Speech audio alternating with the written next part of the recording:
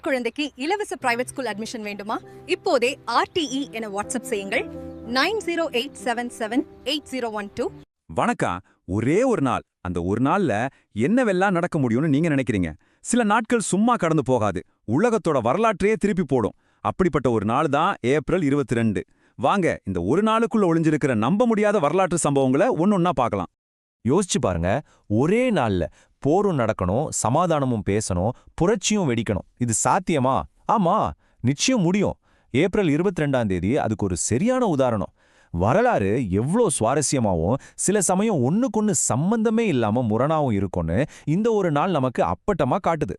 சரி, முதல்ல நாம போர்க்களங்கள் பக்கமும் அரசியல் அரங்குகள் பக்கமும் ஒரு ரவுண்ட் போயிட்டு வருவோம். இந்த ஏப்ரல் 22ஆம் தேதி உலகத்தோட முக்கியமான போர்களுக்கும் தலைவிதியை மாத்தின சில முடிவுகளுக்கும் எப்படி ஒரு களம் அமைஞ்சதுன்னு பார்க்கலாம். இங்கதான் அந்த முரண்பாடே ஆரம்பிக்குது பாருங்க. 1930ல உலக நாடுகள்லாம் ஒன்னா சேர்ந்து கடற்படை ஆயுதங்களை குறைக்கணும்னு லண்டன்ல ஒரு ஒப்பந்தம் போடுறாங்க. ஒரு நல்ல விஷயம் இல்லையா? ஆனா சரியா அதுக்கு 15 வருஷம் முன்னாடி 1915ல அதே ஏப்ரல் 22 அன்னைக்கு தான் மனுஷங்க மேல முதல் முறையா விஷவாயுவை ஒரு ஆயுதமா கொடூரமா பயன்படுத்தியிருக்காங்க. பாருங்க, ஒரே நாள், ஒன்னு கட்டுப்பாடுக்காக, இன்னொன்னு மொத்த அழிவுக்காக. இந்த அழிவும் நம்பிக்கையும் கலந்த கதை இரண்டாம் உலகப் போர்லையும் தொடருது. அதாவது 1944ல ஏப்ரல் 22 அன்னைக்கு ஒரு பைலட்டை காப்பாத்த முறையா ஒரு ஹெலிகாப்டர் மீட்பு பணியில ஈடுபடுது. பாருங்க, ஒரு புது டெக்னாலஜி ஒரு உயிரை காப்பாத்துது. அடுத்த வருஷமே 1945ல அதே நாள்ல ஜெசனோவாக் வதை முகாம்ல கைதிகள் தங்களோட உயிருக்கு போராடி கிளர்ச்சி பண்றாங்க. அதே சமயம் இன்னொரு பக்கம் சாக்சன்ஹவுசன் வதை முகாமுக்கு செஞ்சேனை மூலமா விடுதலை கிடைக்குது. ஒரே நாள்ல உயிர் காக்கும் தொழில்நுட்பம், வீரமான போராட்டம், அப்புறம் விடுதலை எல்லாமே நடந்திருக்கு. சரி, போரை விட்டு அரசியல் பக்கம் வந்தாலும் ஏப்ரல் 22 ஒரு சும்மா இருந்த நாள் கிடையாது. நம்ம நாட்டுல சுபாஷ் சந்திர போஸ் சுதந்திர போராட்டத்துக்காக தன்னோட பெரிய ICS பதவியை தூக்கி எறிஞ்சதே இதே நாள்ல தான். அதே மாதிரி அமெரிக்காவில் ஒட்டுமொத்த அரசியல் ஊடகத்தையே மாத்தி அமைச்ச மெக்கார்த்தி விசாரணைகள் முதல் முறையா டிவியில நேரலியா ஒளிபரப்பானதும் இதே நாள்ல தான். அப்புறம் இந்திய கம்யூனிஸ்ட் கட்சி மார்க்சிஸ்ட் லெனினிஸ்ட் உருவானதும் இதே நாள் தான். அதாவது உலகம் முழுக்க சித்தாந்த ரீதியா பல முக்கியமான மாற்றங்கள் நடந்திருக்கு. ஓகே, இப்ப போர்க்களங்கள் அரசியல்னு பார்த்தாச்சு. வாங்க நம்ம கவனத்தை கொஞ்சம் பூமி மேலையும் மக்கள் மேலையும் திருப்போம். இந்த ஏப்ரல் 22ஆம் தேதி எப்படி சுற்றுச்சூழல் பாதுகாப்புக்கும் மக்கள் சக்திக்கும் ஒரு முக்கியமான அடையாளமா மார்ச்சுன்னு பார்க்கலாம். 1970 இந்த வருஷத்தை நல்லா ஞாபகம் வச்சுக்கோங்க. ஏன்னா இந்த வருஷம்தான் நமக்கும் இந்த பூமிக்குமான உறவையே மொத்தமா மாத்தி எழுத போற ஒரு பெரிய விஷயத்தோட ஆரம்பம். ஆமாங்க, அதுதான் நம்ம எல்லாரும் கொண்டாடுற புவி தினம், அதாவது எர்த் டே. ஒவ்வொரு வருஷமும் ஏப்ரல் 22 அன்னைக்கு நம்ம கிரகத்தை காப்பாற்றணுங்கிற ஒரே நோக்கத்தோட உலகமே ஒன்று சேருது. 1970ல் இது ஆரம்பிச்சப்போ அது ஒரு சின்ன விஷயம் கிடையாது. இன்னைக்கு உலக அளவில் இருக்கிற சுற்றுச்சூழல் இயக்கங்களுக்கெல்லாம் அதுதான் ஒரு பெரிய தொடக்க புள்ளியா இருந்துச்சு.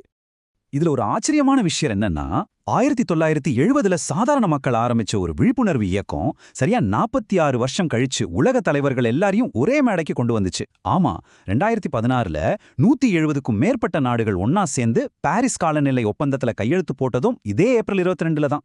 நினைச்சு பாருங்க, இது மக்கள் சக்தியோட எவ்வளோ பெரிய வெற்றி. இது உலக அளவுல மட்டும் இல்லைங்க, உள்ளூர் அளவுலையும் இந்த நாள் ஒரு தாக்கத்தை ஏற்படுத்துச்சு.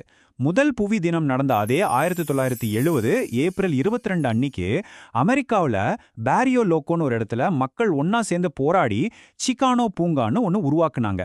இது அவங்களோட சமூகத்துக்காக, அவங்க வாழ்ற இடத்தோட சுற்றுச்சூழலுக்காக அவங்களே முன்னெடுத்த ஒரு சக்தி வாய்ந்த போராட்டம். சரி, நாம இப்போ கடைசி பகுதிக்கு வந்தாச்சு. இது வரைக்கும் போர், அரசியல், சுற்றுச்சூழல்னு பார்த்தோம்.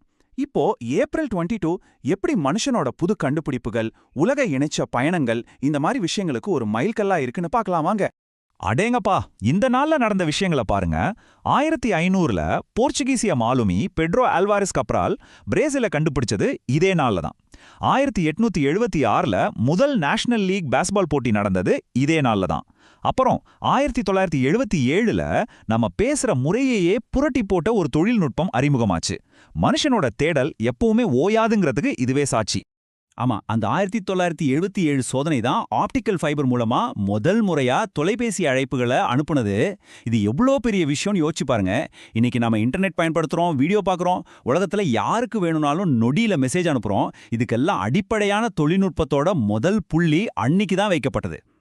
ஆனா எல்லா முன்னேற்ற பாதையும் பூக்கள் தூவுனதா இருக்காது இல்லையா? துரதிர்ஷ்டவசமா இந்த ஏப்ரல் 22ஆம் தேதி சில மோசமான விபத்துகளுக்கும் சாட்சியா இருந்திருக்கு.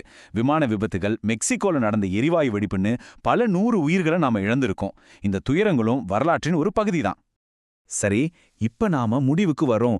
இந்த ஒரு நாள் மூலியமா நாம என்ன கத்துக்கிட்டோம் பாருங்க. இந்த மாதிரி தினசரி வரலாற்று நிகழ்வுகளை தெரிஞ்சுக்கிறப்போ உங்களோட பொது அறிவு, அதாவது ஜெனரல் நாலேஜ் ரொம்பவே ஸ்ட்ராங் ஆகும். இதெல்லாம் ரொம்ப முக்கியமான பயனுள்ள தகவல்கள். மொத்தத்திலே இந்த ஏப்ரல் 22ங்கிறது மனுஷ சமூகத்தோட ஒரு கண்ணாடி மாதிரி. நம்மளோட மோதல்கள், அரசியல், நம்ம பூமி மேல நாம காட்டுற அக்கறை, நம்ம மக்கள், நம்மளோட புது கண்டுபிடிப்புகள், புதுமைகள்னு நம்மளோட எல்லா முகங்களையும் இந்த ஒரே நாள் நமக்கு திருப்பி காட்டுது. இது நம்ம எல்லாரையும் ஒரு முக்கியமான கேள்வியே கேட்க வைக்குது. நாம இன்னைக்கு வாழ்ந்துட்டு இருக்கிற இந்த நாள் நாளைக்கு வரலாத்துல எப்படி எழுதப்படும்? எந்த ஒரு நிகழ்வுக்காக இது ஞாபகம் வச்சுக்கப்படும்? சும்மா யோசிச்சு பாருங்களேன். சரி, போறதுக்கு முன்னாடி ஒரு சின்ன கேள்வி. இவ்ளோ நேரம் நல்லா கவனிச்சிங்களான்னு பார்த்துடலாமா? முதல் எர்த் டே, அதாவது புவி தினம் எப்போ கொண்டாடப்பட்டது? ஆப்ஷன்ஸ் இதோ.